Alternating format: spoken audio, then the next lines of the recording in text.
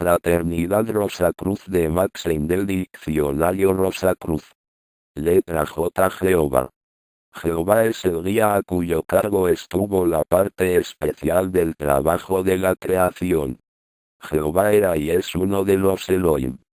Él era y es el guía de los ángeles que fueron la humanidad de la luna y él es el regente de nuestra luna actual. Como regente de nuestra luna, él tiene a su cargo a los seres degenerados y malignos que hay allá, y también dirige a los ángeles. Con él están también algunos arcángeles que fueron la humanidad del periodo solar.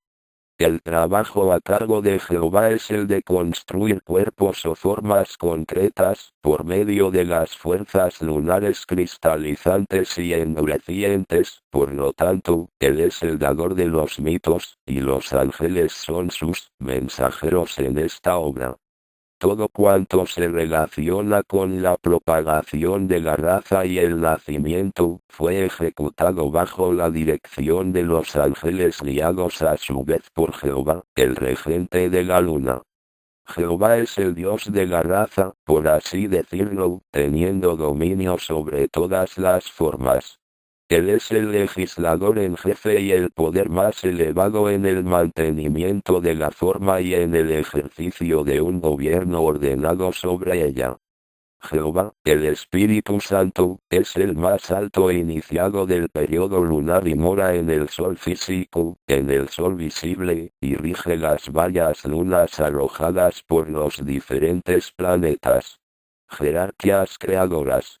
El progreso del ser humano es un proceso de desarrollo que se ha llevado a cabo bajo la guía de seres exaltados que ordenan todavía nuestros pasos, aunque va disminuyendo, a medida que gradualmente adquirimos intelecto y voluntad. Estos seres exaltados, si bien invisibles a nuestros ojos físicos, constituyen no obstante, potentes factores en todos los asuntos de la vida, dando a los diferentes grupos de humanidad lecciones que propulsan, en el máximo grado de eficacia, el desarrollo de sus poderes espirituales. El hombre es dirigido en su trabajo por instructores de las más elevadas jerarquías creadoras, los que le ayudan a construir sus vehículos antes de que alcance la conciencia de sí mismo, de la misma manera que él construye actualmente sus vehículos durante el sueño. En el transcurso de su vida celeste ellos le ayudan conscientemente. Las grandes jerarquías creadoras ayudaron a los espíritus virginales a desarrollar forma y conciencia. Las grandes jerarquías creadoras se llaman serafines, querubines, señores de la llama, señores de la sabiduría, señores de la individualidad, señores de la forma, señores de la mente, arcángeles, ángeles. Además habían dos jerarquías que ejecutaron algunos trabajos en el principio del periodo de Saturno. La jerarquía de los espíritus virginales representan la humanidad del actual periodo terrestre, y existen otras 7 que pertenecen a nuestra evolución llamadas Elohim. Jesús. Jesús pertenece a nuestra humanidad. Cuando el hombre, Jesús, se estudia en la memoria de la naturaleza, puede seguirse hacia atrás vida tras vida, en las que vivió, bajo varios nombres, en diferentes encarnaciones, lo mismo en ese respecto, que cualquier otro ser humano. Esto no puede hacerse con el ser Cristo. En su caso, solo puede encontrarse una sola encarnación. No debe suponerse, sin embargo, que Jesús fue un individuo corriente. Era un tipo singularmente puro de mente, muy superior a la mayoría de nuestra presente humanidad. A través de muchas vidas estuvo recorriendo el sendero de santidad, preparándose así para el mayor honor que haya podido tener un ser humano. Su madre, la Virgen María, era también un tipo de la más elevada pureza humana, y debido a ello fue elegida para ser la madre de Jesús. Su padre era un elevado e iniciado, virgen, capaz de realizar el acto de la fecundación como un sacramento, sin ninguna clase de deseo o pasión personal. De esta manera el hermoso, puro y amante espíritu que conocemos bajo el nombre de Jesús de Nazaret, nació en un cuerpo puro y sin pasiones. Este cuerpo era el mejor que podía producirse en la tierra, y la tarea de Jesús en esa encarnación, era la de cuidar y desarrollar hasta el mayor grado de eficiencia posible a su cuerpo, preparándolo para el gran propósito que debía servir. Jesús de Nazaret nació más o menos en el tiempo indicado por la historia, y no en el año 105 a.C., según se indica en algunas obras ocultistas. El nombre de Jesús era común en el Oriente y un iniciado llamado Jesús vivió en el año 105 a.C., pero obtuvo la iniciación egipcia y no fue Jesús de Nazaret, con el que nosotros estamos relacionándonos. La misión de Jesús no fue simplemente la de un legislador moralista sin más autoridad que su palabra, vino a cumplir las profecías que anunciaron su venida. Recibía su autoridad de la naturaleza excepcional de su espíritu y de su misión divina. Vino a enseñar a los hombres que la verdadera vida no está sobre la tierra, sino en el reino de los cielos, a enseñarles el camino que conduce a ella, los medios para reconciliarse con Dios, y hacer presentir la marcha de las cosas futuras para el cumplimiento de los destinos humanos.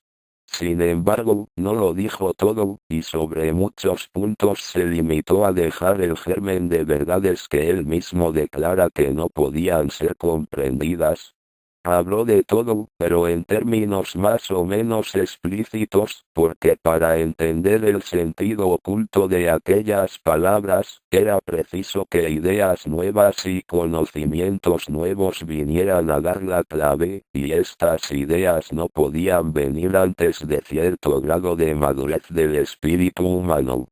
La ciencia debía contribuir poderosamente al nacimiento y al desarrollo de estas ideas, luego era preciso dar a la ciencia el tiempo para progresar. Letra L. Lemuria. En el continente lemúrico, cuando la tierra se había enfriado un tanto y comenzaron a formarse islas sólidas entre los mares en ebullición, el cuerpo del hombre se solidificó proporcionalmente, teniendo entonces un cuerpo más semejante al que tiene hoy. Era como un mono, con tronco corto y enormes brazos y piernas, proyectándose los talones hacia atrás y casi sin cabeza, por lo menos la parte superior de esta faltaba casi por completo.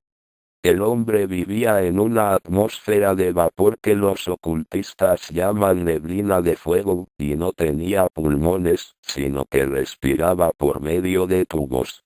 Tenía una suerte de vejiga interiormente, la que al llenarse de aire caliente le permitía saltar sobre los enormes abismos y hendiduras que se producían cuando las erupciones volcánicas destruían la tierra sobre la que vivía. En la parte posterior de la cabeza tenía un órgano que ahora se ha retirado al interior de la misma, al que llaman los anatómicos la glándula pineal o tercer ojo, si bien nunca fue un ojo, sino un órgano local de sensación. El cuerpo carecía entonces del tacto o sensación, pero cuando el hombre se acercaba demasiado a un cráter volcánico, dicho órgano notaba el calor y evitaba que su cuerpo fuera destruido. En aquel tiempo el cuerpo se había solidificado tanto que era ya imposible para el hombre propasarse por esporos, y se hizo necesario desarrollar un órgano del pensamiento, un cerebro. La fuerza creadora que ahora empleamos para construir ferrocarriles, vapores, etc., en el mundo externo, se empleaba entonces internamente en la construcción de órganos. Como todas las demás fuerzas, esta era positivo-negativo. Un polo fue dirigido hacia arriba para la formación del cerebro, dejando el otro polo disponible para la creación de otro cuerpo. De esta manera el hombre dejó de ser una unidad creadora completa. Cada ser humano poseía la mitad de la fuerza creadora, y entonces tuvieron que buscar su complemento fuera de sí mismos. Pero en aquel tiempo, sus ojos no se habían abierto aún, y los seres humanos de aquella edad estaban inconscientes unos de otros en el mundo físico, si bien, estaban muy conscientes y despiertos en el mundo espiritual. Por consiguiente, bajo la dirección de los ángeles, que estaban especialmente preparados para ayudarles en lo que concierne a la propagación, se les juntaba en ciertas épocas del año, cuando las fuerzas planetarias eran propicias, en grandes templos, donde se efectuaba el acto creador como un sacrificio religioso. Ley de consecuencia. La ley de consecuencia es la ley natural de justicia, la que decreta que aquello que el hombre siembra será lo que recoja. Lo que somos, lo que tenemos, todas nuestras buenas cualidades, son el resultado de nuestra labor del pasado, y de ahí nuestros talentos. Lo que nos falta, física, moral o mentalmente, es debido a no haber aprovechado ciertas oportunidades del pasado o a no haberse presentado estas, pero alguna vez, en alguna parte, se nos presentarán otras y recuperaremos lo perdido. En cuanto a nuestras obligaciones y deudas con los demás, la ley de consecuencia también se ocupa de ello. Lo que no pudo liquidarse en una vida, pasará a las futuras. La muerte no cancela nuestras obligaciones, así como no por irnos a otra ciudad pagamos las deudas que teníamos aquí. La ley del renacimiento suministra un nuevo alrededor ambiente, pero en él están antiguos enemigos. Y los conocemos a veces, porque cuando nos encontramos a algunas personas por vez primera, sentimos como si la hubiéramos conocido toda la vida. Esto es debido a que el ego rompe el velo de la carne y reconoce a un antiguo amigo. Cuando por el contrario, nos encontramos con una persona que nos inspira temor o repugnancia, es un mensaje de nuestro ego, que nos advierte contra un enemigo de antaño. Ley de consecuencia, o ley de causa y efecto, está operando continuamente. Desde el momento del nacimiento, las fuerzas que fueron puestas en acción en vidas precedentes y que todavía no están agotadas, empiezan a operar en el niño y sus vehículos. Todos los antiguos amores y odios suben a la superficie. Antiguos enemigos se presentan para que el ego pueda elaborar su destino con ellos y transformarlos en amigos. Anteriores amigos ayudan al ego trabajando con él en provecho mutuo. Así nos acercamos, lenta, pero irresistiblemente, a la época de la amistad universal.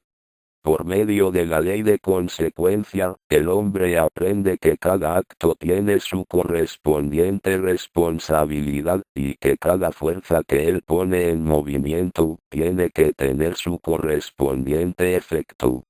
Si por negligencia o egoísmo causa sufrimientos o pérdidas a otros, la ley de consecuencia le traerá fatalmente condiciones semejantes en fecha más remota, y así comprenderá la injusticia de obrar de esta manera. Si no hace caso de la lección, la naturaleza le deparará cada vez más duras experiencias, hasta que finalmente haga el esfuerzo necesario y obtenga entonces el poder del dominio sobre sí mismo.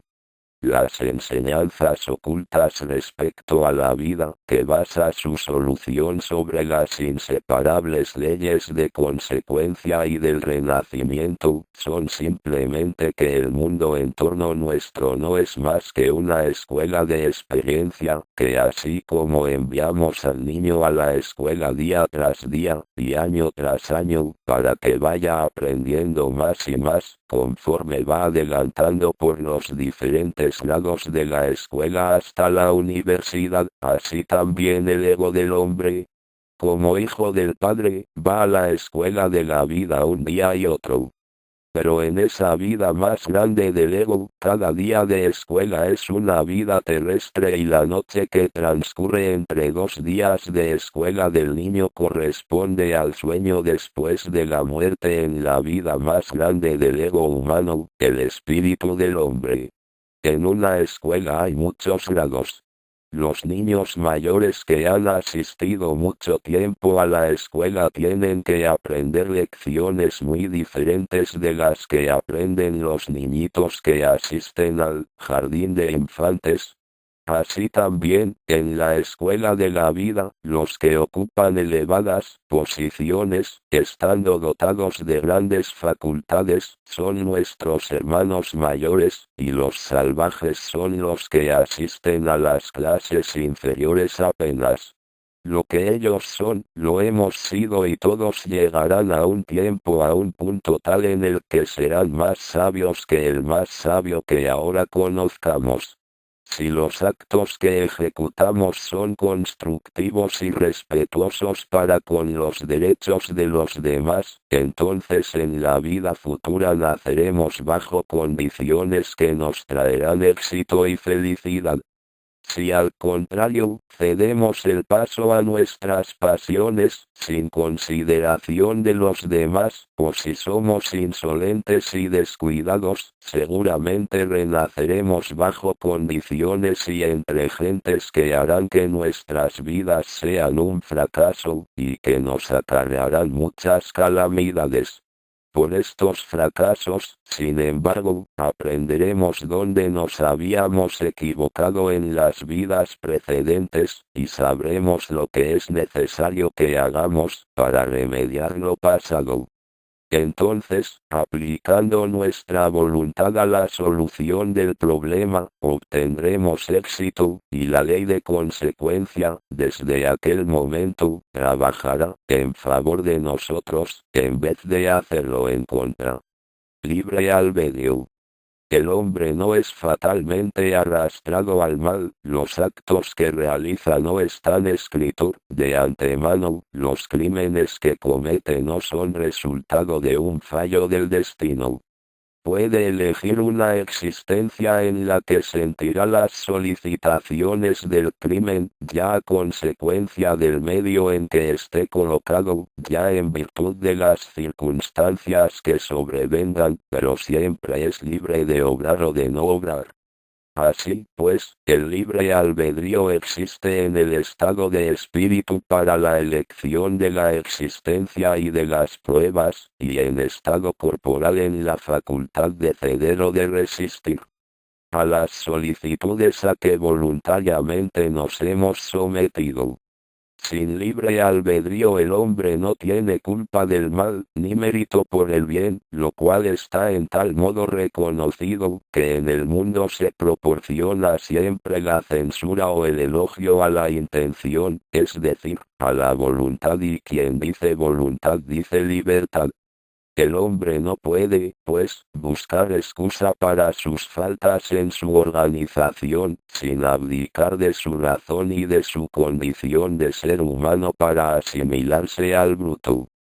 Si de tal manera aconteciese respecto del mal, igualmente sucedería respecto del bien, pero cuando el hombre realiza se da buen cuidado en hacerse un mérito de ello, sin atribuirlo a sus órganos, lo cual prueba que instintivamente no renuncia, a pesar de la opinión de algunos sistemáticos, al más bello privilegio de su especie: la libertad de pensar.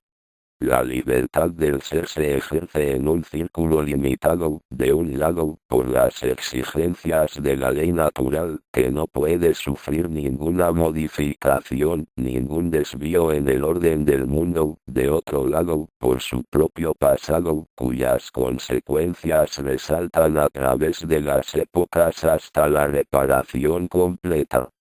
En ningún caso el ejercicio de la libertad humana puede entorpecer la ejecución de los planes divinos, de lo contrario, el orden de las cosas sería turbado a cada instante. Por encima de nuestras opiniones limitadas y cambiantes, se mantiene y continúa el orden del universo. Somos casi siempre malos jueces en lo que significa para nosotros el verdadero bien, y si el orden natural de las cosas debiera doblegarse a nuestros deseos, ¿qué perturbaciones espantosas no resultarían de ello? Logos. La deidad o verbo manifestado. El logos solar o uno de los tres aspectos del mismo que comprende la Trinidad. Logos planetario. El logos planetario del sistema solar está constituido por 7 elevados espíritus que se manifiestan cada uno por medio de un planeta y la evolución del mismo, de igual forma que el hombre se manifiesta a través de su vehículo físico. Lucifer. Viene de Luciferus, portador de luz, el que ilumina y corresponde a la voz griega Pósporos. Nombre de una entidad angélica o genérico de una hueste de seres denominados también ángeles caídos, de evolución lunar irregular. Fue el que abrió los ojos al hombre creado por Jehová, y por lo tanto su adversario, al conferirnos, aunque a un alto precio, la inmortalidad espiritual, para la cual no estábamos aún condicionados. Hizo posible el desarrollo en nuestra conciencia de una actividad libre, pero incorporando al mismo tiempo la posibilidad del error, del mal interior, originado por las pasiones.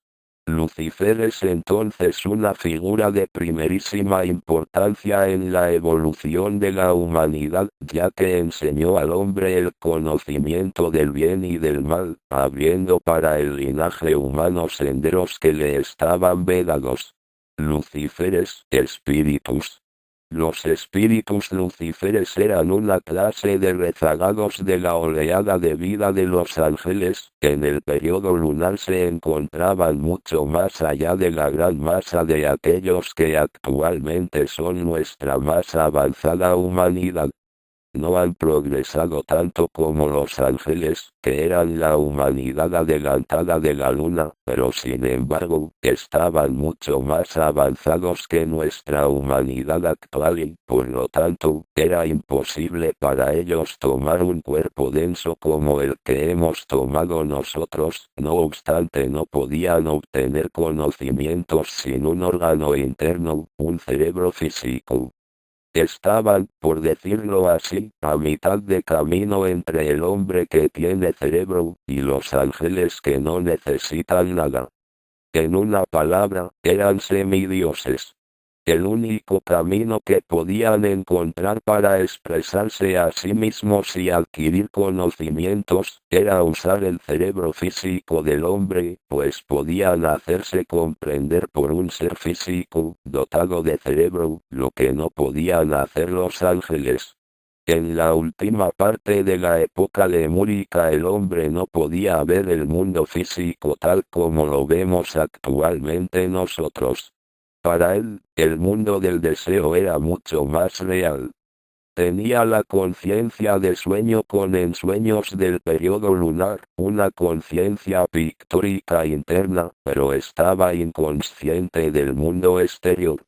Los lucíferes no encontraban dificultad alguna en manifestarse a esa conciencia interna y llamar su atención hacia su forma exterior, la que antes no había concebido. Le enseñaron cómo podía dejar de seguir siendo simplemente el esclavo de los poderes exteriores y cómo podía convertirse en su propio dueño y señor.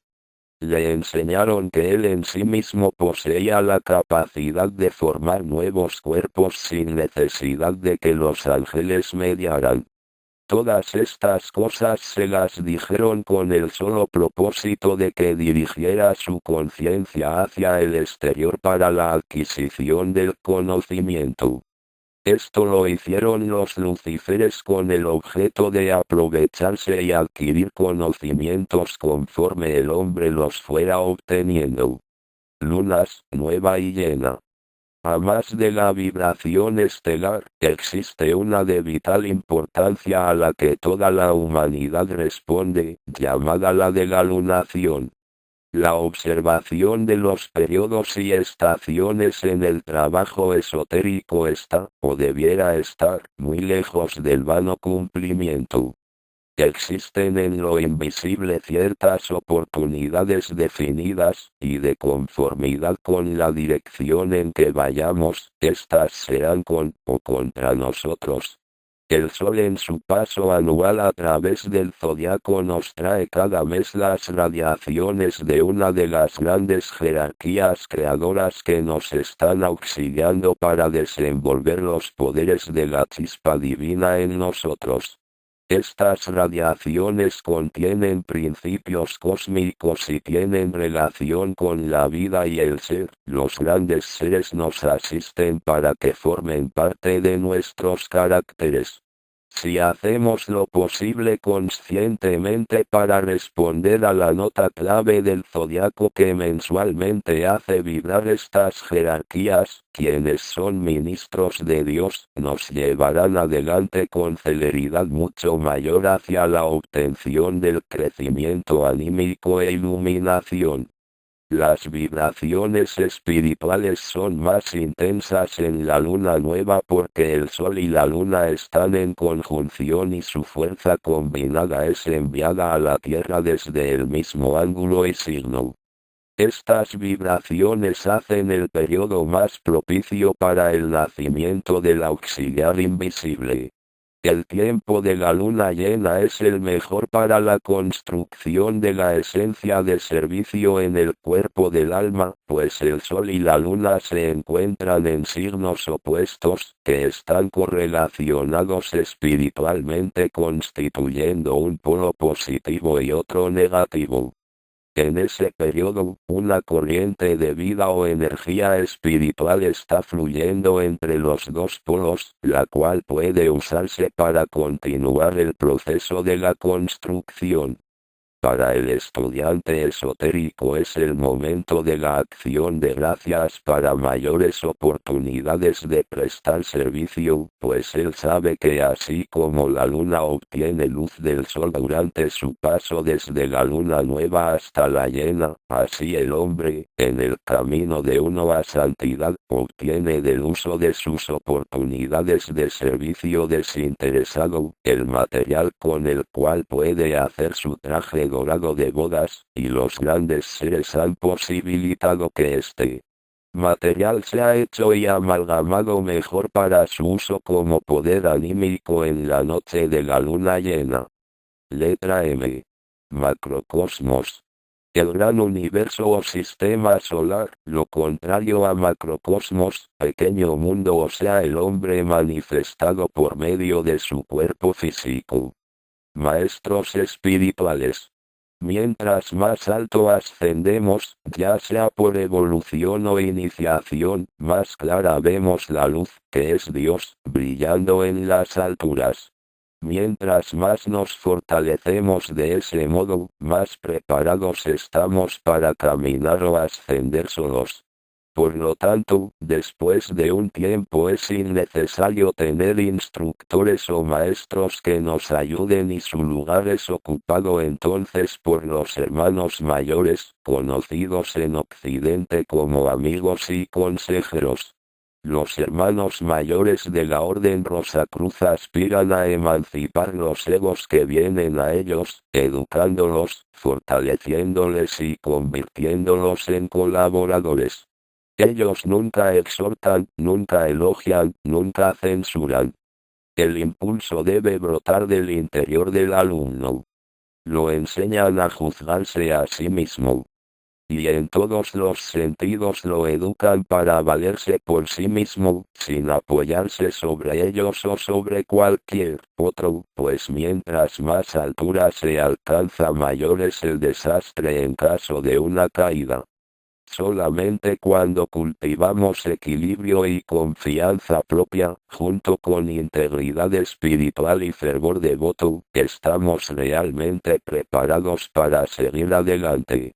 Cualquiera que pretenda ser un maestro debe probarlo usando la conciencia del periodo de Júpiter, pues los verdaderos maestros, los hermanos mayores, se hallan actualmente preparando las condiciones de evolución que se han de obtener durante dicho periodo.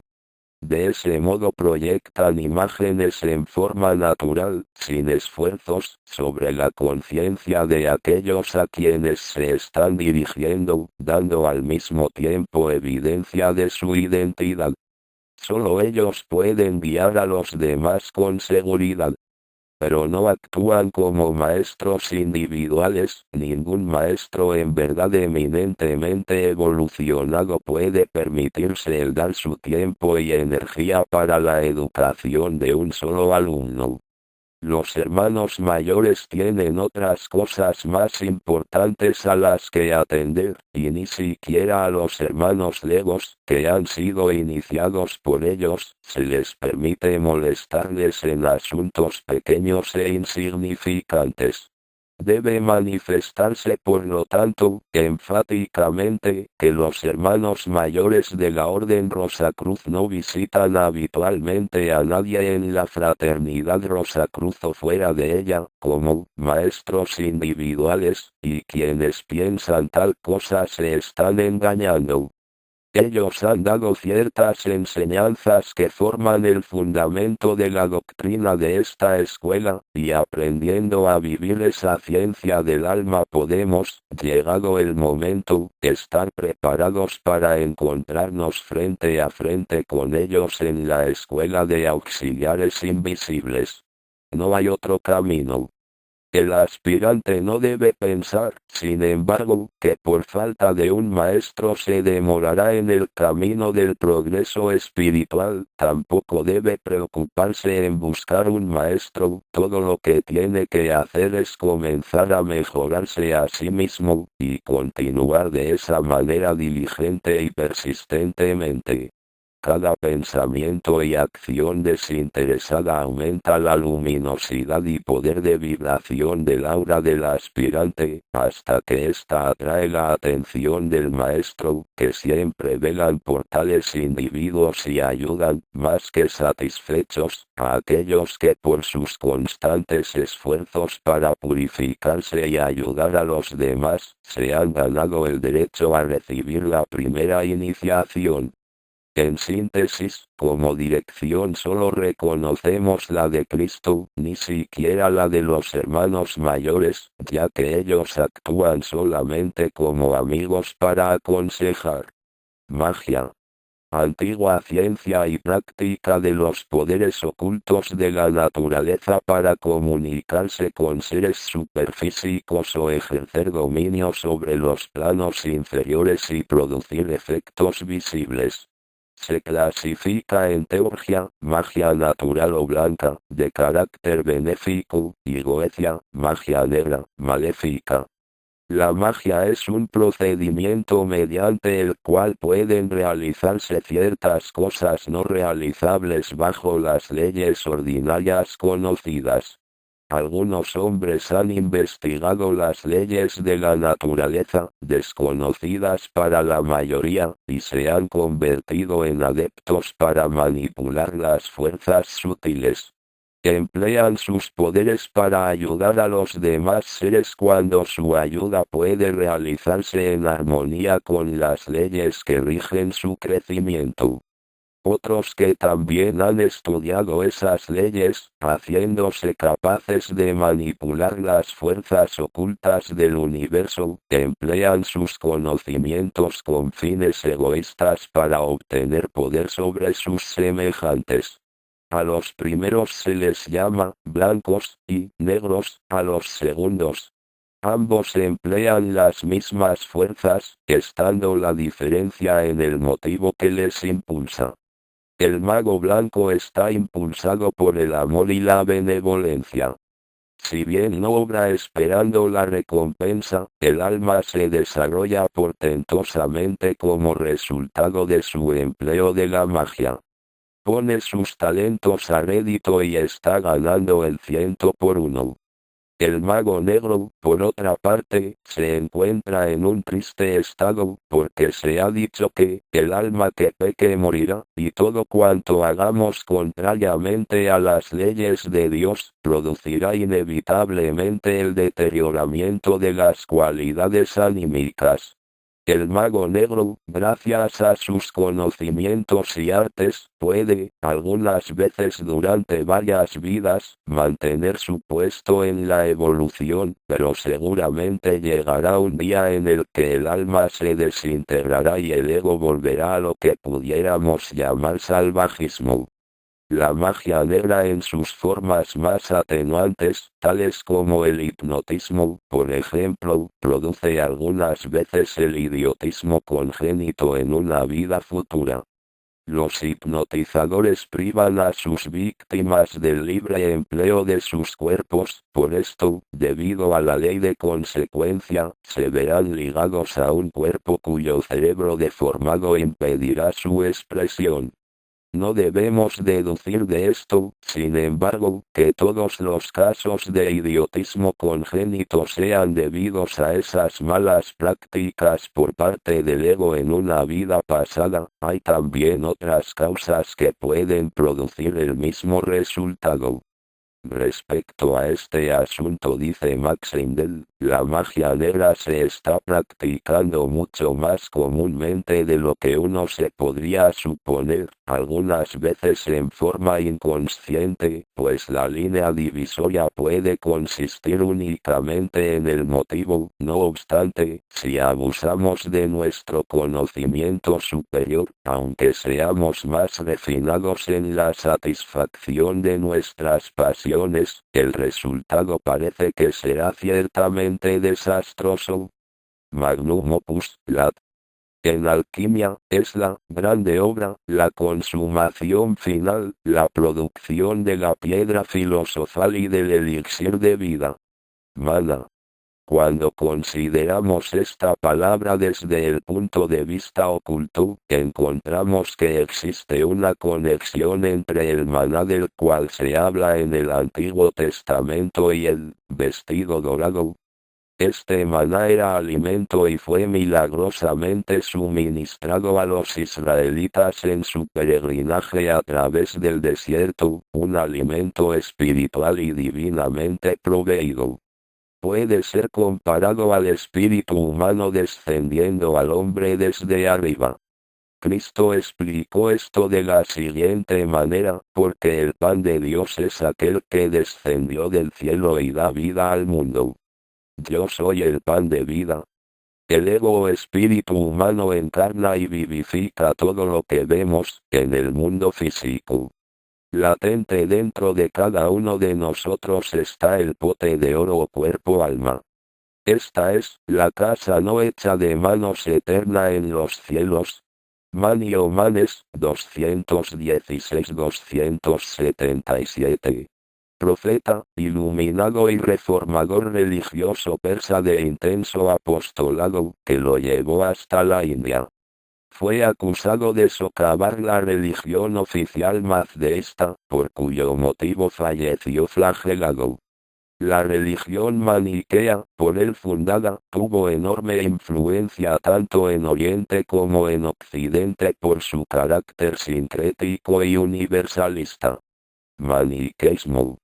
Doctrina filosófica religiosa creada por el místico persa Manes. Se basa en un fundamental dualismo los principios del bien y del mal, encontrándose incorporadas a la misma aspectos del zoroastrismo, del mitraísmo, del judaísmo, del gnosticismo y del budismo.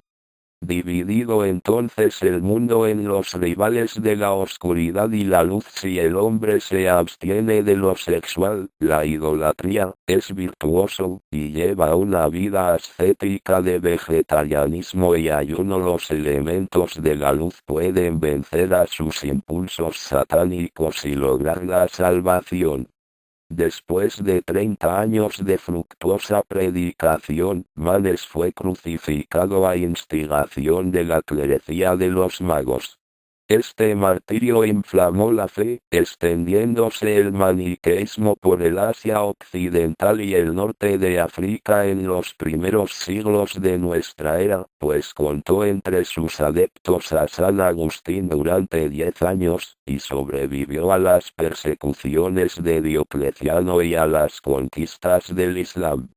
Desde el punto de vista esotérico se menciona que los maniqueos son una orden oculta de elevada espiritualidad, con una leyenda simbólica, la de los dos reinos, el de los luminosos y el de los sombríos. Estos últimos atacan a los primeros y quedan derrotados debiendo ser castigados.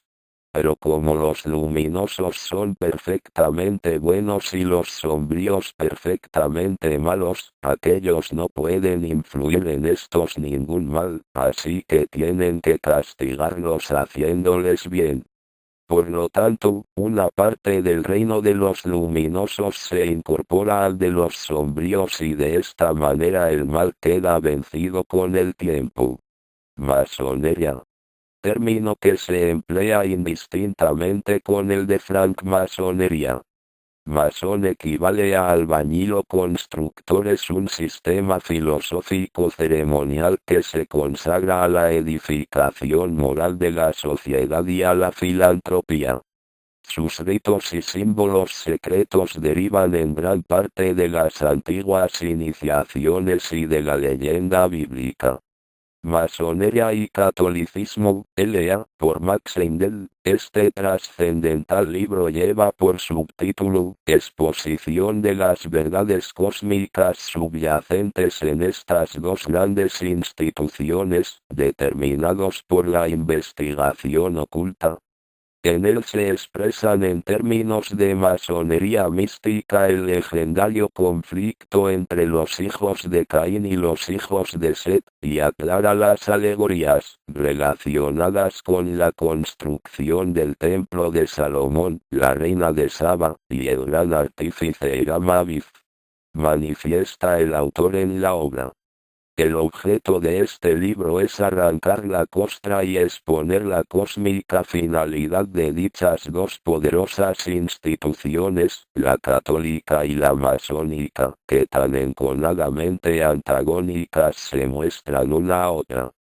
Sin embargo, no intentamos reconciliarlas, porque si bien ambas están destinadas a promover la emancipación del alma, sus métodos difieren, y unos atributos del alma alimentada por uno de los métodos serán muy distintos de las cualidades del alma nutrida en la otra escuela. Por lo tanto, la lucha ha de proseguir hasta que haya sido perdida o ganada la batalla por la conquista de las almas de los hombres. Sin embargo, el resultado de la batalla no significará la persistencia de la institución católica o de la masónica, sino que determinará la índole de las enseñanzas que la humanidad ha de recibir en los restantes periodos de evolución. Título original: Freemasonry Catholicism, L.N. Fowler & Co., London, traducida y editada por la librería Sintes, Barcelona, y Editorial Kier, Buenos Aires. Matrimonio. El propósito del matrimonio es la perpetuación de la raza, y de acuerdo con la naturaleza física de los padres, más el alrededor ambiente, será el niño. La mayoría de la humanidad considera el matrimonio como la sanción de una licencia desenfrenada para gratificar sus deseos sexuales. A los ojos de las leyes humanas, puede ser que así sea, pero a la luz de la verdadera ley no es así, pues ninguna ley hecha por el hombre puede regir ese asunto. La ciencia oculta afirma que la función sexual no debe usarse nunca para gratificar los sentidos, sino para la propagación solamente. Por lo tanto, el aspirante a la vida superior debe negarse justificadamente al coito con su cónyuge, a menos que el objeto de él sea el crear un niño, y con todo eso, cuando ambos gocen de perfecta salud física, moral y mentalmente, pues en caso contrario, la unión produciría un cuerpo débil o degenerado.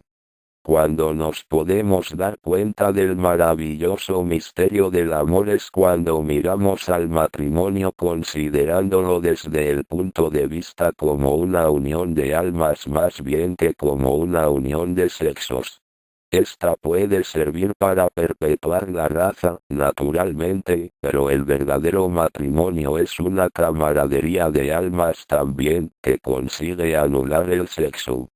No obstante, aquellos realmente dispuestos a ponerse en este plano más elevado de la intimidad espiritual, ofrecen alegremente sus cuerpos como sacrificios vivientes en el altar del amor al no nacido, para cortejar a un espíritu que espera y lograr un cuerpo inmaculadamente concebido. De este modo puede la humanidad ser salvada del reinado de la muerte. Meditación. Es una inmemorial disciplina obligada en todas las religiones y escuelas esotéricas. Se fundamenta este proceder en el entendido que cualquier interrogación trascendente puede ser solo contestada desde lo interno, ya que toda solución yace en las profundidades de ese universo que es el hombre.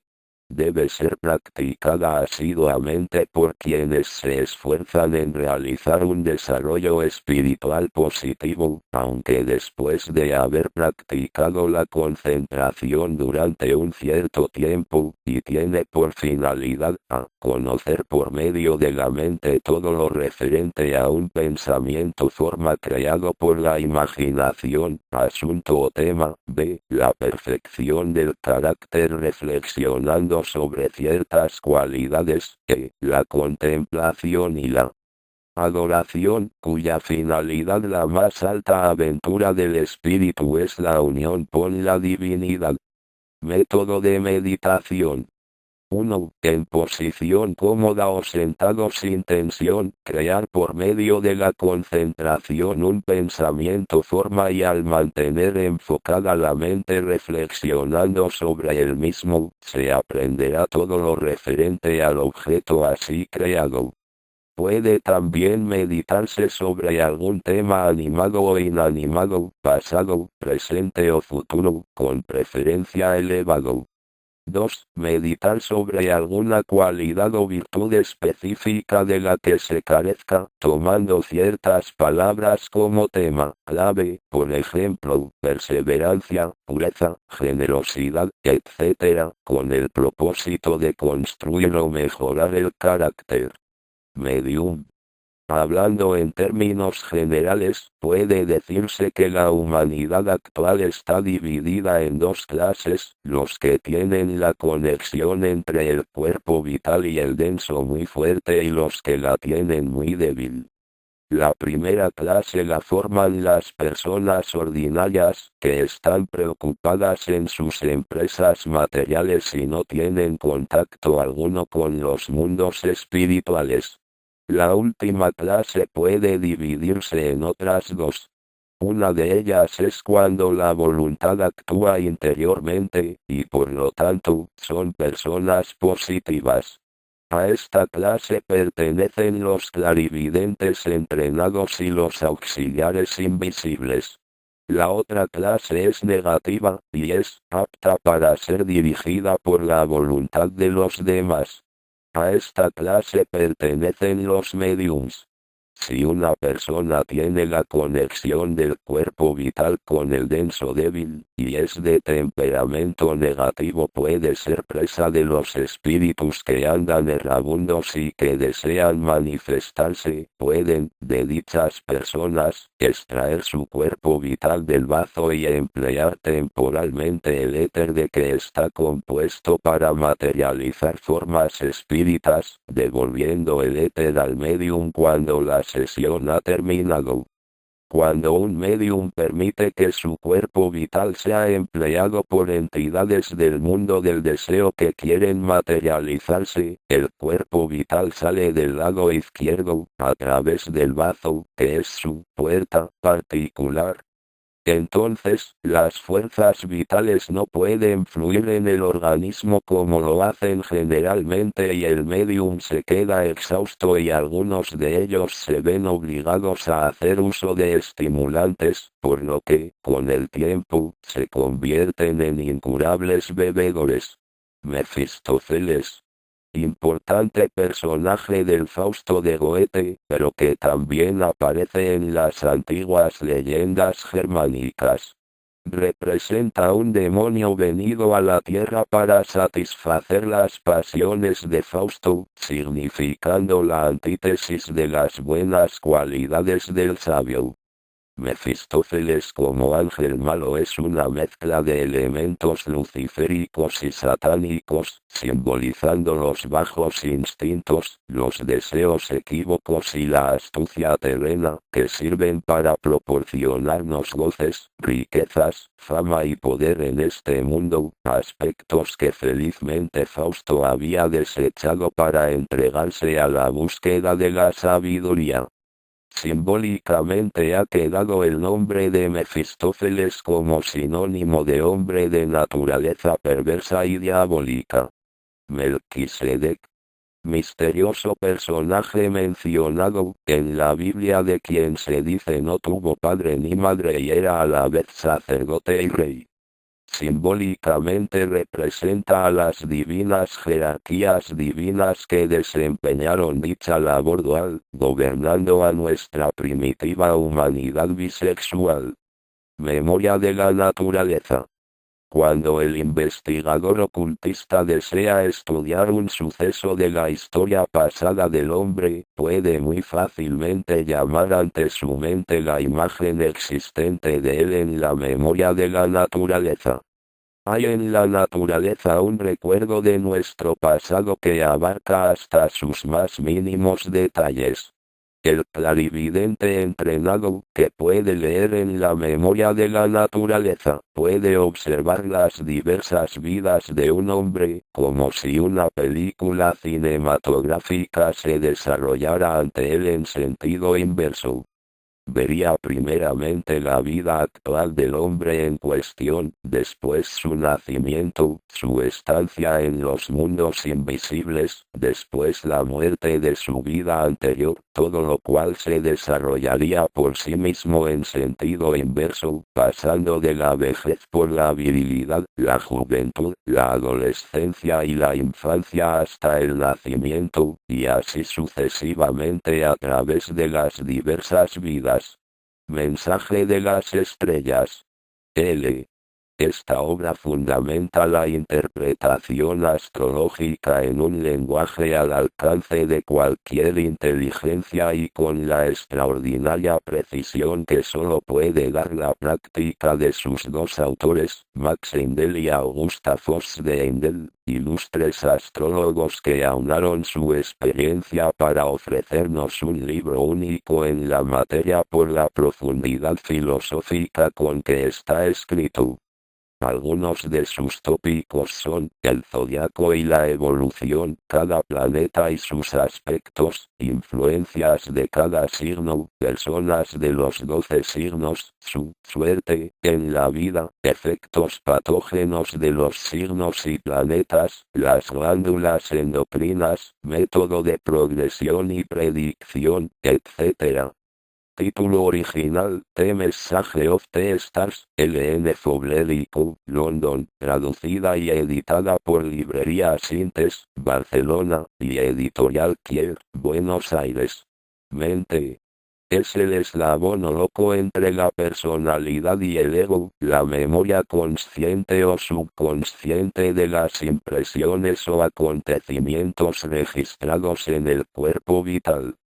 Existe también una memoria supraconsciente que es el archivo de todas las facultades adquiridas en vidas anteriores.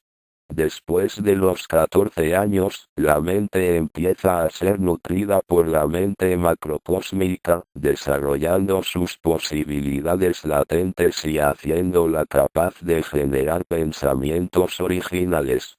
Las fuerzas de los diferentes vehículos individuales no han madurado hasta el punto que puedan emplearse todas en su evolución, y por lo tanto solamente a los 21 años es cuando el ego toma posesión de su vehículo completo. Esto lo efectúa por medio del calor de su sangre y desarrollando sangre individual, cosa que se realiza mediante el pleno desarrollo del éter luminoso. La mente es la última adquisición del espíritu humano y en muchas personas que todavía no se han acostumbrado a un pensamiento ordenado y consecutivo, es simplemente una mera nube caótica dispuesta de manera peculiar en la región de la cabeza. Cuando se mira a una persona clarividentemente parece haber un espacio vacío en el centro de la frente, justamente encima y entre las cejas. Se asemeja a la parte azulada de una llama de gas. Aquello es materia mental que vela al espíritu humano, al ego. La mente es como los lentes proyectores de un estereoscopio. Proyecta la imagen en una de las tres direcciones, de acuerdo con la voluntad del pensador, la que anima al pensamiento forma. Uno puede proyectarse contra el cuerpo de deseos con el fin de despertar el sentimiento que impela a la acción inmediata. 2. O cuando las imágenes mentales o los impactos del exterior no provocan una acción inmediata, entonces aquellas imágenes pueden proyectarse directamente sobre el éter reflector, junto con los pensamientos originados por las mismas, para ser empleadas en el futuro. 3. O la tercera forma de emplear el pensamiento es, cuando el pensador lo proyecta hacia otra mente para que actúe como sugestión para proporcionarle informaciones, etc., como en la telepatía, por ejemplo, o puede ser dirigido contra el cuerpo de deseos de otra persona para compelirla a la acción como en el caso de un hipnotizador que influye a su víctima a distancia. Miguel E. Micael. El arcángel de la espada luminosa, y poderoso genio de la luz, jefe de las milicias celestiales y embajador del sol en la tierra. Defensor de la nación judía y luego del cristianismo. Obrando desde la esfera solar fue propulsor en el hombre de las cualidades de fraternidad, justicia y coraje. La cristiandad celebra la fecha de San Miguel el 29 de septiembre, y es representante de la autoridad, el poder y la dignidad de Dios. Minerales. Comenzaron su evolución en el periodo terrestre, llegarán a ser humanos en el periodo de Vulcano. Disponen solo de cuerpo denso. Al no poseer cuerpo vital no pueden crecer, propasarse o mostrar vida sensible. Únicamente el éter más inferior de los cuatro, el químico, está activo en los minerales. Su inercia es debida entonces a la carencia de vehículos vitales. Solamente el rayo más potente y espiritual puede intentar penetrar el asiento de conciencia de la oleada de vida que anima el reino mineral, y por lo tanto, encontramos en las alturas de las montañas el rayo azul del Padre que se refleja en las áridas laderas y como niebla suspendida en los cañones y quebradas. Misterios. En la antigüedad eran ceremonias de iniciación que se mantenían ocultas a los profanos y durante las cuales se enseñaba el origen de las cosas, la naturaleza del espíritu, etc. Los más famosos fueron los de Eleusis, los de Samotracia y los orficos, y los más solemnes y secretos los celebrados en Egipto. Misterios de las grandes óperas, por Max Heindel. Las enseñanzas secretas que encierran los mitos que han sido utilizados como argumentos de algunas de las grandes óperas son analizados y comentados en esta obra. Este es un libro útil no solo al estudiante de ocultismo sino también al músico, y a través del mismo se estudian algunos de los famosos dramas musicales de Ricardo Wagner, como Parsifal, El Anillo de los Nibelungos, Tannhäuser y Lohengrin, y el Fausto de Gounod, que está basado en la célebre obra homónima del inmortal Goethe. Título original: Mysteries of the Great Operas, L.N. Fowler Co., London, traducido y editado por la librería Sintes, Barcelona, y editorial Kier, Buenos Aires. Misterios mayores y menores.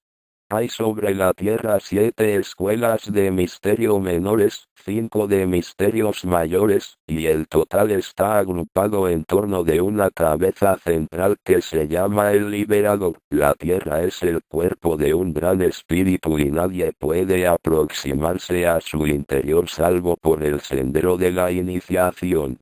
Hay 9 estratos de diverso espesor en la Tierra en torno del corazón central, el que forma, por decirlo así, el 10º, y los misterios menores son la entrada que lleva a tan secreto lugar. Hay 9 grados en los misterios menores, y en cada grado el candidato es capaz de entrar en el correspondiente estrato de la Tierra, mientras que la 10ª iniciación pertenece a los grandes misterios, que tienen 4 divisiones. La primera enseña todo cuanto el hombre puede conocer en el periodo terrestre. La segunda de las grandes iniciaciones da el conocimiento que la humanidad habrá obtenido al final del periodo de Júpiter. La tercera de las grandes iniciaciones da la sabiduría que la humanidad obtendrá al final del periodo de Venus, y la cuarta termina la evolución del actual plan evolutivo. El iniciado del 4º grado se encontrará en la misma situación que la humanidad del periodo de Vulcano.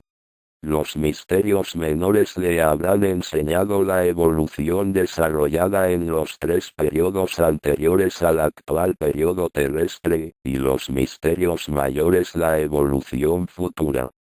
Misterios Rosacruces, por Max Heindel. Un libro escrito con gran claridad que proporciona un entendimiento comprensivo de las enseñanzas secretas de la mística orden.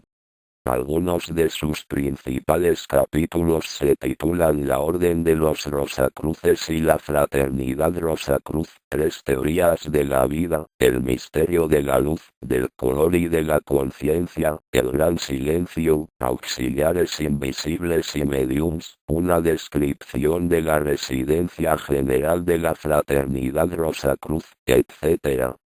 Título original: Terros Hierucian Mysteries, D. N. Fowler Co., London, traducido al español y publicado por la librería Sintes, Barcelona, y editorial Kier, Buenos Aires. Moisés. Legislador y líder religioso de máxima importancia dentro de la historia del pueblo judío. Su padre era egipcio y su madre hebrea, aunque otros autores aseguran que era hijo de la princesa egipcia Termutis. Su nombre original era Osarsip, que cambió por el de Moisés cuando aceptó la misión que el destino le tenía reservado. Según la Biblia, Moisés fue instruido en toda la sabiduría de los egipcios, es decir, en el conocimiento impartido por los misterios. Esta sabiduría se menciona que la adquirió en la famosa escuela del templo de la ciudad de On, la que los griegos llamaban Heliópolis cuando conquistaron Egipto y que se encontraba a pocos kilómetros al norte de El Cairo, siendo un gran centro de estudios sagrados y profanos. Se atribuye a Moisés la serie de escritos titulados Pentateuco, incluidos en el Viejo Testamento, y que contienen las enseñanzas que quería transmitir al pueblo hebreo. Muerte. Durante una vida, en el estado de conciencia de vigilia, los vehículos del ego se mantienen todos juntos concéntricamente. Pero al morir, el ego envuelto en la mente y cuerpo de deseos se retira del cuerpo denso y como que las funciones vitales han terminado, el cuerpo vital sale también del denso, dejando a este inanimado sobre el lecho. El ego se lleva también consigo un átomo del corazón y el resto del cuerpo se desintegra en el tiempo debido. Debemos comprender que la muerte es una necesidad cósmica en las circunstancias presentes, porque si estuviéramos encarcelados en un cuerpo tal como el nuestro actual, y colocados en unas condiciones como las de nuestra época para vivir así eternamente, las enfermedades del cuerpo y la naturaleza no satisfactoria de esas condiciones que nos rodean, nos harían sentir pronto tal cansancio de la vida que pediríamos a gritos ser libertados de ella. Semejante estado impediría toda clase de progreso y haría imposible para nosotros el evolucionar a mayores alturas, como lo podremos hacer, al contrario, por medio de la reencarnación de nuevos vehículos y colocados en nuevas condiciones de vida que nos facilitarán nuevas posibilidades de crecimiento. Así podemos dar gracias a Dios de que mientras el nacimiento en un cuerpo concreto sea necesario para nuestro futuro desarrollo, nos haya sido concedido el alivio de la muerte para librarnos del instrumento que ya no nos sirve para su propósito, y que la resurrección y un nuevo nacimiento nos faciliten otra ocasión para empezar la vida con una pizarra limpia, y para aprender las lecciones que no habíamos podido aún dominar. Mundos. Nombre con que se determinan las 7 divisiones, planos o estado de materia del universo, que son 1. El mundo de Dios. 2. El de los espíritus virginales. 3. El del espíritu divino. 4. Del espíritu de vida. 5. Del pensamiento. 6. Del deseo y 7. Mundo físico. La materia de cada mundo se subdivide en 7 regiones. Esta división no es arbitraria, sino necesaria, porque la sustancia de cada uno de estos mundos está sujeta a leyes que prácticamente no obran en los otros. Por ejemplo, en el mundo físico, la materia está sujeta a la gravedad, contracción y dilatación. En el mundo del deseo no existe ni frío ni calor, y los cuerpos ascienden o descienden con toda facilidad. La distancia y el tiempo son también factores predominantes en el mundo físico, mientras que casi no existen en el mundo del deseo. La materia de estos mundos varía además de densidad, siendo el mundo físico el más denso de los 7. Cada mundo se subdivide en 7 regiones o subdivisiones de la materia que lo componen. En el mundo físico, los sólidos, líquidos y gases forman las 3 subdivisiones más densas, siendo las 4 restantes, éteres de diversa densidad, ver, éter químico, etc. En los otros mundos son necesarias subdivisiones similares, porque la materia de la que se componen no es de densidad uniforme.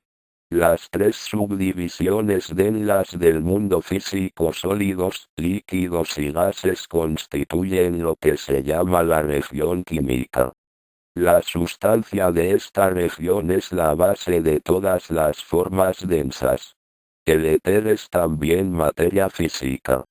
No es homogéneo como dice la ciencia moderna, sino que existe en 4 estados diferentes. Constituye el medio de acceso para el espíritu viviente, que imparte vitalidad a las formas de la región química. Las 4 subdivisiones más sutiles o etéricas del mundo físico constituyen lo que se conoce como región etérica. Mundo de Dios. La región del arquitecto de nuestro sistema solar, mundo de los espíritus virginales. Formado por 7 regiones, es la cuna de los espíritus virginales que fueron diferenciados en Dios antes de su peregrinaje a través del universo. Mundo del espíritu divino.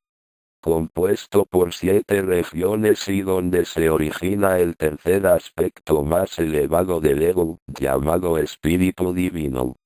Mundo del espíritu de vida. Formado por 7 regiones, es el lugar donde tiene origen el segundo aspecto del triple espíritu del hombre o ego, llamado espíritu de vida. Mundo del pensamiento. El mundo del pensamiento también se compone de 7 regiones de cualidades diversas y de diferente densidad, y, semejante al mundo físico, el mundo del pensamiento se divide en 2 grandes divisiones, la región del pensamiento concreto, que comprende las 4 subdivisiones más densas, y la región del pensamiento abstracto, que comprende las 3 subdivisiones superiores y más sutiles. El mundo del pensamiento es el mundo central de los 5 de donde el hombre obtiene sus vehículos. En él se encuentran y unen el espíritu y el cuerpo. Este mundo es también el más elevado de los 3 en los que progresa actualmente la evolución humana, siendo los otros 2 mundos superiores prácticamente como una esperanza realizable en el futuro, en cuanto concierne al hombre en general. Las 7 regiones del mundo del pensamiento se llaman: primero 1 la región de los arquetipos de la forma. Segundo región de los arquetipos de la vitalidad universal. Tercero la región de los arquetipos del deseo y de la emoción. Cuarto la región de las fuerzas arquetípicas y la mente humana. Quinto la región que contiene la idea germinal del deseo y de la emoción, del hombre y del animal. Sexto la región que contiene la idea germinal de la vida vegetal, animal y humana. Las subdivisiones de la región del pensamiento concreto se llaman región continental, región oceánica, región aérea, y región de las fuerzas arquetípicas. Las subdivisiones de la región del pensamiento abstracto se dividen en región que contiene la idea germinal del deseo y de la emoción de los animales y del hombre, región que contiene la idea germinal de la vida vegetal, animal y humana, y región que contiene la idea germinal de la forma mineral, vegetal, animal y humana. Mundo del deseo. Como el mundo físico y cualquier otro reino de la naturaleza, el mundo del deseo tiene 7 subdivisiones denominadas regiones. La materia pasional o de deseos es la que persiste a través de las 7 subdivisiones o regiones como material para la incorporación o para formar el cuerpo de deseos. Las fuerzas del mundo del deseo trabajan activamente en el cuerpo denso y le impelen a moverse en tal o cual dirección. Si existieran solamente las actividades de las regiones químicas y etéricas del mundo físico, habría formas vivientes, capaces de moverse, pero sin incentivo alguno para hacerlo. Este incentivo lo proporcionan las fuerzas cósmicas activas en el mundo del deseo. deseos, anhelos, pasiones y sentimientos se expresan en la materia de las diferentes regiones del mundo del deseo, como las formas en la región química del mundo físico. Aquellos toman formas compuestas de materia emocional, que duran más o menos tiempo, de acuerdo con la intensidad del deseo, aspiración o sentimiento que encierran. La materia del mundo del deseo está en movimiento incesante, fluídico, que puede tomar todas las formas imaginables e inimaginables con inconcebible facilidad y rapidez, brillando al mismo tiempo con millares de cambiantes colores. El mundo del deseo es luz y color siempre cambiantes, en el que las fuerzas animales y espirituales se entremezclan con las fuerzas de innumerables jerarquías de seres espirituales, que no aparecen en nuestro mundo físico, pero que son tan activos en el mundo del deseo como lo somos nosotros aquí. Para arribar a una comprensión exacta del mundo del deseo, es necesario comprender que son el mundo de los sentimientos, deseos y emociones, los que se encuentran dominados por dos grandes leyes o fuerzas, atracción y, cierra corchete, repulsión, que actúan de diferente manera en las tres regiones más densas del mundo del deseo que en las tres superiores, siendo la región central la que podríamos llamar neutral. La región más baja del mundo del deseo se llama la región de la pasión y del deseo sensual. La segunda se denomina región de la impresionabilidad. La tercera región del mundo del deseo se llama la región de los deseos. La cuarta región del mundo del deseo es la región del sentimiento. Los nombres de las tres regiones superiores del mundo del deseo son la región de la vida anímica, la región de la luz anímica y la región del poder anímico. Los mundos físico y del deseo no están separados uno del otro por el espacio. No es necesario moverse para ir del uno al otro, ni para ir de una región a la próxima. De igual manera que los sólidos, líquidos y gases se encuentran juntos en nuestros cuerpos, interpenetrándose unos a otros, así también sucede con las diferentes regiones del mundo del deseo, dentro de nosotros inclusive. El mundo del deseo con sus habitantes innumerables compenetra el mundo físico, como el agua compenetra una esponja. Mundo físico. En terminología Rosacruz es la división de nuestro universo en dos grandes subdivisiones, la región química y la región etérica. Música. La música debe considerarse como la más elevada de todas las artes, en suma, es un lenguaje universal, ya que se dirige a todos sin discriminación de razas, credos o cualquier otra distinción mundana. Cuanto más elevado y espiritual es el individuo, más claro habla aquella, y aún el salvaje se conmueve oyéndola. El sutil mundo de pensamiento, donde están los cielos segundo y tercero, es el hogar del espíritu humano, el ego, y también la esfera del sonido. Por lo tanto, la música tiene un grandísimo poder sobre el hombre. En nuestra vida terrestre estamos exiliados de dicho hogar celestial y olvidamos nuestra herencia divina enfrascados en las ocupaciones materiales, pero si escuchamos el mensaje de la música, es como un aroma fragante, un eco del hogar, que nos recuerda aquel estado olvidado donde todo es alegría y paz. De esta manera la música viene a ser para nosotros el lenguaje directo de comunicación con el mundo de los arquetipos mentales, donde los espíritus, libres de la limitación de la forma, actúan en su propio reino.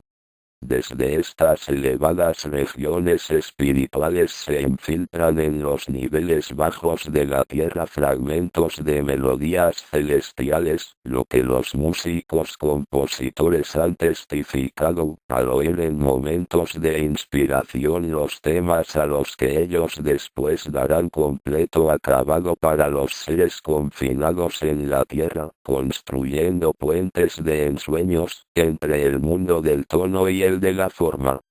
La música celestial es un hecho y no una mera figura de lenguaje, y sus ecos nos llegan hasta este mundo físico. Son nuestra posesión más preciosa, aunque son tan fugaces como la espuma y no pueden crearse permanentemente, como pueden crearse otras obras de arte, una estatua, un cuadro, un libro. En el mundo físico el sonido muere tan pronto como nace. Las experiencias del poeta son parecidas a las del músico y porque la poesía es la expresión de los más íntimos sentimientos del alma, en palabras que se ordenan de acuerdo con las mismas leyes de armonía y ritmo que rigen la expresión del espíritu en la música. Además, el poeta encuentra una inspiración magnífica en las imágenes y colores del mundo del deseo. Bibliografía Max Lindell, Misterios de las Grandes Óperas, Kiev, Buenos Aires, Corinne Eline, Music Teke Note of Human Evolution, The Cosmic Art, Beethoven's Nine Symphonies Correlated with the Nine Spiritual Mysteries, Color and Music in the New Age Presa, Los Angeles, Kirill Seot, Gussie, Its Secret Influence Troy Got the Ages, David McCaico, Filadelfia. Música de las esferas. La expresión empleada por Pitágoras, que fue el primero en descubrir una relación matemática entre las frecuencias de los varios tonos de la escala musical, y al postular que las órbitas de los planetas mostraban una relación similar basadas en su distancia del centro, conceptuó la relación mutua de sus órbitas como la armonía de las esferas. Mysterium Magnum, Lat. El gran misterio, expresión usada en alquimia en relación con la elaboración de la piedra filosofal, y el elixir de vida. Significa la esencialidad de la naturaleza de donde todas las cosas proceden y vuelven, es decir a Dios. Continuará.